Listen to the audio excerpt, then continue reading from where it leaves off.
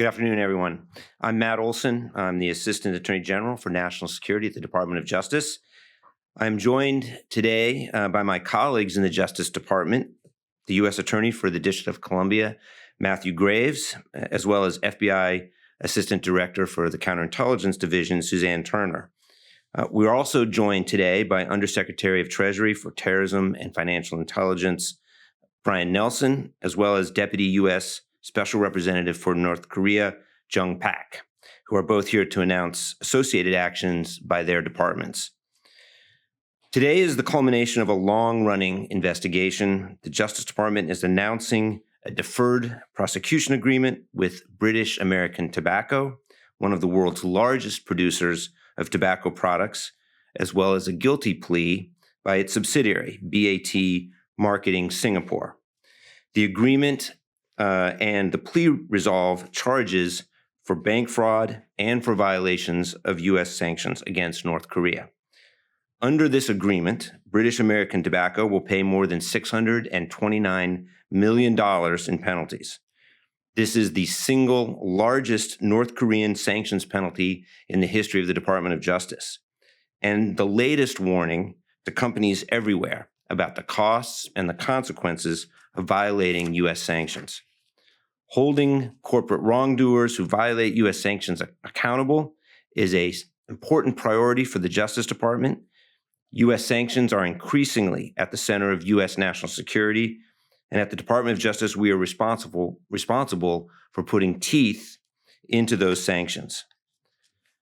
The United States faces rising threats from authoritarian regimes around the world, including North Korea, Russia, Iran, and China. Sanctions and export controls are among the most powerful weapons in our arsenal, and that's true whether we're punishing North Korea for its rogue nuclear program, degrading Iran's campaign of terror, responding to Russia's illegal invasion of Ukraine, or countering the multifaceted threats we face from the People's Republic of China. American and multinational companies, especially those that do business in areas of the world that are on the front lines of our sanctions program, bear responsibility for preventing these hostile nation states from profiting from violations of U.S. law. And today's announcement should make it clear corporations must invest in corporate compliance and in a leadership culture that takes responsibility for wrongdoing. And those who fail to do so will be held accountable. The National Security Division is committed to pursuing and punishing companies that evade U.S. sanctions and to imposing real consequences in cases such as this one. And the egregious conduct at issue here today shows why. British American Tobacco and its subsidiary engaged in an elaborate scheme to circumvent U.S. sanctions and sell tobacco products to North Korea through a corporate cutout in Singapore. This conduct, which will be explained more by my colleague Matt Graves, was in clear violation of our bank fraud laws and the International Emergency Economic Powers Act, and this activity ultimately benefits the North Korean regime. In 2007, British American Tobacco announced that it had ended all tobacco sales in North Korea, as required by U.S. sanctions laws. In fact, the company continued to break the law by doing business in the DPRK using a third-party company under the control of its subsidiary. And between 2007 and 2017, this third-party company sold tobacco products to North Korea and received approximately $428 million. This money was then funneled back to British American Tobacco. As a result of these actions, the Singaporean subsidiary has now pleaded guilty to conspiracy to commit bank fraud and conspiracy to violate U.S. sanctions.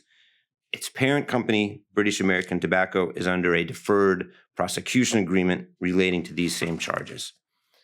At the same time, North Korean purchasers unlawfully made payments using front companies to hide the DPRK's involvement from U.S. banks. And today, we are unsealing charges against 3 of them, North Korean banker Shim Hoon-yun Sop and 2 Chinese nationals, Chin Guoming and Han Lin.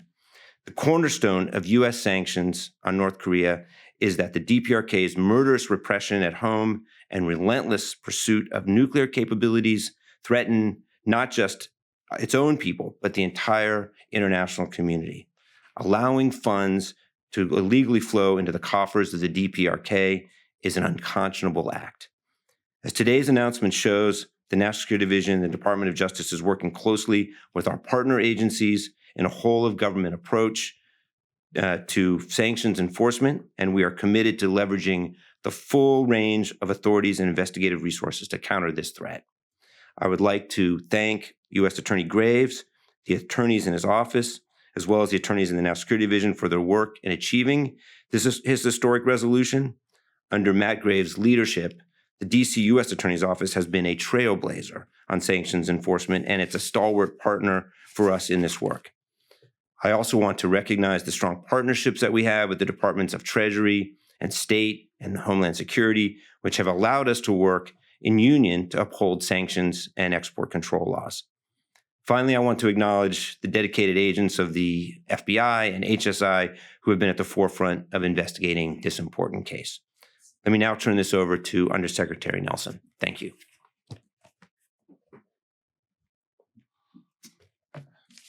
Thank you so much, AG Olson, and thank you all for being here today. I am pleased to join my colleagues from so many different departments for today's announcements and to discuss Treasury's role in this joint effort. Today, Treasury's Office of Foreign Assets Control, better known as OFAC, is announcing a $508 million civil settlement agreement with the London company British American Tobacco for violating sanctions on North Korea imposed for its destabilizing activities and serious human rights abuses. This settlement, which reflects the maximum statutory penalty available, is OFAC's largest settlement ever with a non-financial institution, and it demonstrates our commitment to disrupting North Korea's revenue streams by vigorously enforcing our sanctions. Our settlement today shows that it's not just banks that need to comply with sanctions, it's all businesses, including foreign companies that seek to avail themselves of the U.S. financial system.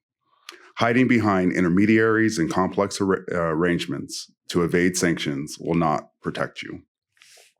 Our investigation concluded that BAT, which as AG Olson noted, is one of the world's largest tobacco companies, engaged in a myriad of apparently violative activity from 2009 to 2017.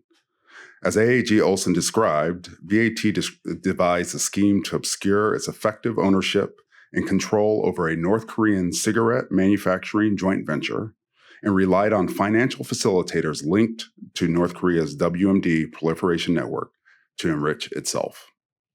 Over the course of 7 years, the joint venture's North Korean partners sent over $250 million in profits, including payments due to British American Tobacco, through a complex chain of designated North Korean banks and other intermediaries that ultimately were processed by or received at U.S. financial institutions.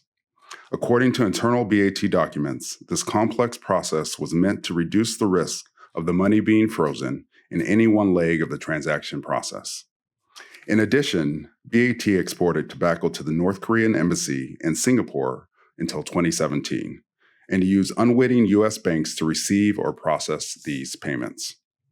BAT knew that any dealings with North Korea could implicate U.S. restrictions. Rather than extricating itself from these dealings, however, even after we sanctioned the North Korean banks involved, the company sought to create and perpetuate the illusion of distance between itself and its North Korean business and avoid scrutiny by banks.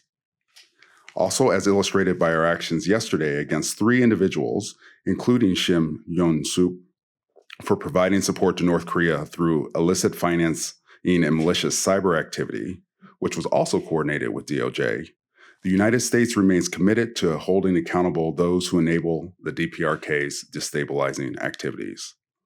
So in sum, our message is this: if you try to circumvent our sanctions, there will be serious consequences. And with that, I will turn it over to USA Graves. Thank you, Undersecretary Nelson. I am Matt Graves, U.S. Attorney for the District of Columbia. Despite the world aligning to cut North Korea off from international markets because of its unyielding desire to acquire weapons of mass destruction, North Korea persists in its quest. And it has had some success because it cheats the sanctions imposed upon it to deny it access to these markets. One lucrative way North Korea does this is trafficking in counterfeit cigarettes through a web of illegal transactions around the globe. It's estimated that for every dollar North Korea invests in cigarette production materials, it realizes $20 of revenue. A substantial portion of this profit is believed to flow back directly to the North Korean government, its military, and its WMD program. Our actions announced today strike at all parts of the system that prop up these illegal sales. To conduct business in US dollars, North Korea funds front companies, often based in China, which hide their ties to North Korea. With access to US dollars, these front companies buy and sell raw tobacco and engage in transactions with multinational corporations. The suppliers sell tobacco to North Korea and North Korean manufacturers that are often owned by the North Korean military and government. The North Korean manufacturers then produce cigarettes, which are often counterfeits of US brands, and profit by selling the cigarettes both in North Korea and in international markets, obtaining US dollar profits when they do so. As evidenced by today's almost $630 million resolution, the profits from this scheme are staggering, and a substantial portion of them are believed to flow back to the North Korean government and its military. The United States Attorney's Office for the District of Columbia is incredibly appreciative to all of our partners on the stage today who each played an integral role in the investigation and today's joint announcements. And we stand prepared to continue to work with them to do everything we can to shut down these illegal markets and to curb North Korea's nuclear goals. I'd like to welcome Assistant Director Turner to the stage. Good afternoon. I'm Suzanne Turner, the Assistant Director of the Counterintelligence Division for the Federal Bureau of Investigation. And I am pleased to be here today to represent the FBI, which has rigorously investigated this complex case over several years. At the heart of this case is the North Korea regime, which, because of its development of weapons of mass destruction, attempts to steal advanced technology, persistent cybercrime, and its blatant disregard for international sanctions, remains a threat to the international peace and stability. Because of their illegal actions, which have resulted in the sanctions that they continue to violate, North Korea relies on illicit sources of revenue to prop up the regime and the military.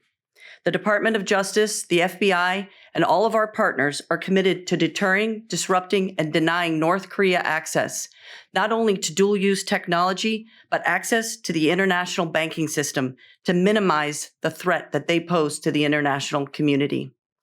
In line with this commitment, we are determined to work with all of our partners here in the United States and in other countries. And this is to bring to justice any organization or individual that assists North Korea in circumventing the international sanctions placed upon them. To those companies and individuals thinking of evading international sanctions on North Korea, be forewarned. If you conspire with North Korea, you are helping to grow their illegal weapons of mass destruction and ballistic military programs. I want to thank the FBI Phoenix Field Office for their work, Homeland Security Investigations Colorado's office, the DOJ's Office of International Affairs, State and Treasury, and all of our partners on working on this case. Thank you. Thank you. Good afternoon. It's really great to be here with all of my colleagues. As you can see, DPRK sanctions implementation is a team sport, and I'm really proud to be with my colleagues from across the U.S. government today. I am Jung Pak. I'm the Deputy Special Rep for the DPRK. I work at the State Department. And I'm pleased to announce that the U.S. Department of State, through the Transnational Organized Crime Rewards Program, is announcing a reward offer of up to $5 million for information leading to the arrest and or conviction of DPRK national Shim Hyun-sup. We are also offering separate reward offers of up to $500,000 each for information leading to the arrests and or convictions of People's Republic of China nationals Han Lin and Chen Guoming.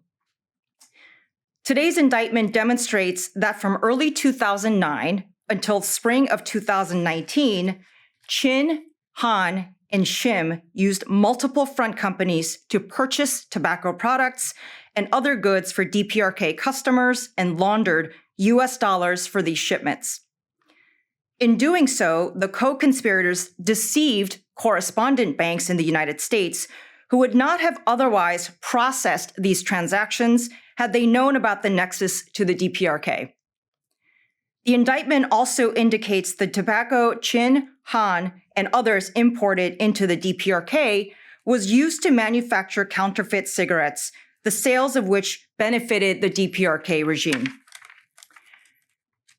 The TOCRP has been a highly effective tool in our efforts to combat transnational organized crime throughout the world. We frequently receive actionable tips as soon as a reward is posted. Today's actions demonstrate the department's commitment to our whole of government effort to address DPRK's illicit activity. The United States will continue to use all available tools to impede the DPRK's ability to continue funding and developing its unlawful WMD and ballistic missile programs, which threaten regional and international peace and security. Thank you.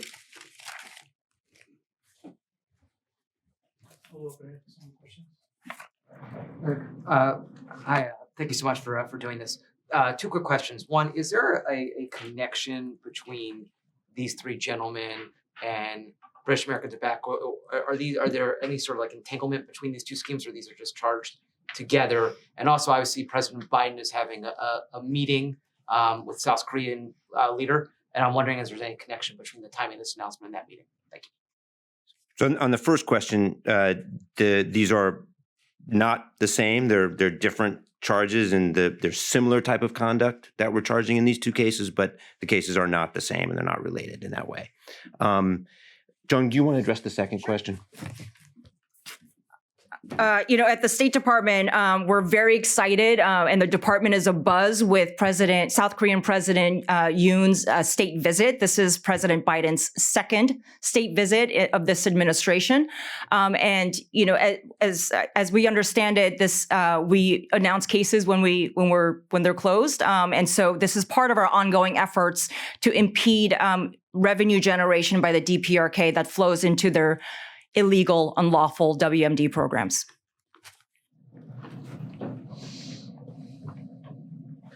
Well, thanks for doing this. So first, you mentioned that this is just a sign to other corporations to comply with law and put different compliance officers in place. Can you speak more to what this deferred prosecution agreement means specifically for British American Tobacco, what they have to do, what they've already done to come here, and that to this agreement? And then secondly, on an unrelated matter, in the Jack Teixeira case in Massachusetts, can you speak more at all to whether or not there are any other suspects you're looking into, and should we expect more charges in that case? Sure. On the second question on the Teixeira matter, it's an ongoing case. As you know, the investigation continues. I'm not going to say anything more about the status of that case or whether there's any other suspects.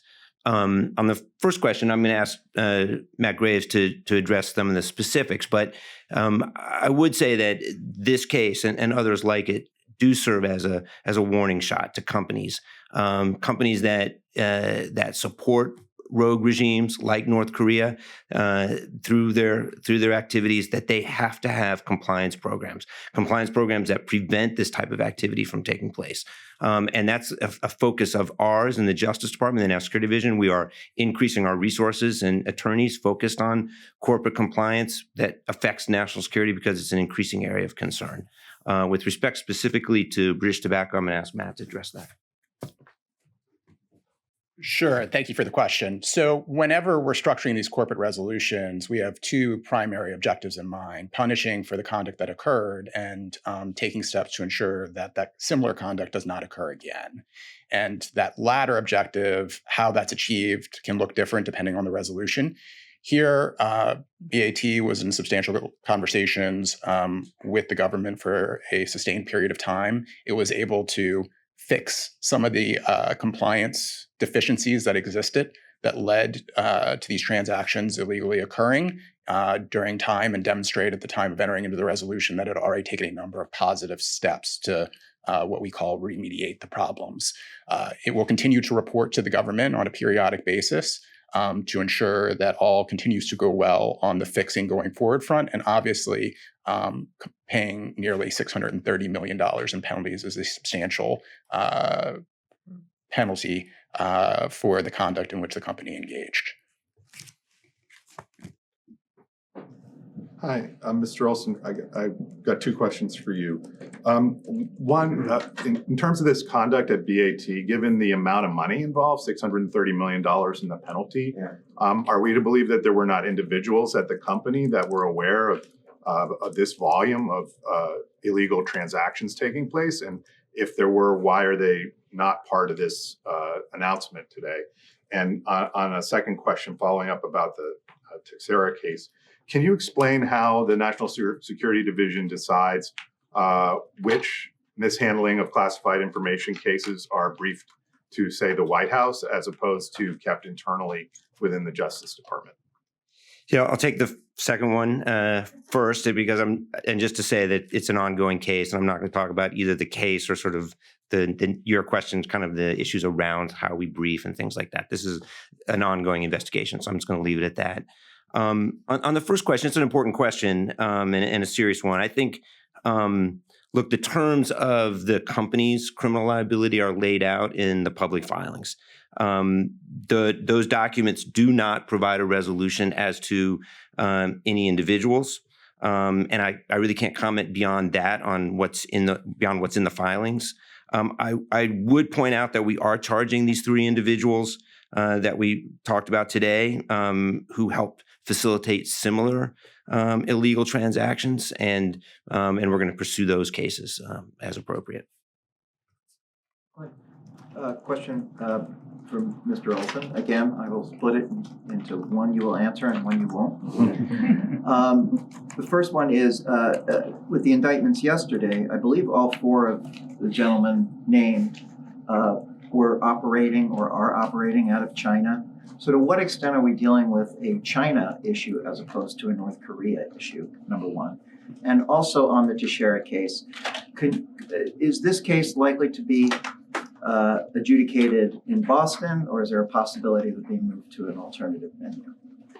Well, so actually on the Teixeira case, I can say the case is venued in Boston, and that's where it is being prosecuted as of now. I don't have anything more to say about that, but it is currently being prosecuted and venued in the District of Massachusetts in Boston.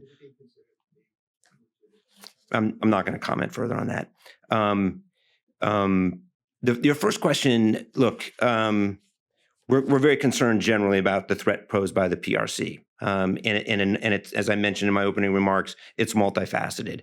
It includes transnational repression. It includes theft of trade secrets. It includes cyber-related activities. So we're concerned about that threat in its many and varied forms. Here we are. The public filings speak for themselves in terms of the relationship of China and North Korea. I'm going to let those allegations or those statements in the public filings today and in the allegations in the indictment speak for themselves. I would ask, Jung, if you want to address the general question relating to China and its relationship to North Korea. Great question. At all levels of the U.S. government, when we engage with PRC interlocutors, DPRK is one of those topics. Given the instability, the regional instability and the WMD proliferation implications of DPRK's ongoing weapons activity. And so the PRC and Russia have a responsibility to do more on sanctions implementation, since they have also agreed with the international community and signed on to the almost a dozen UN Security Council resolutions that was designed to try to stop, constrain, and prevent the DPRK from continuing on with its weapons program.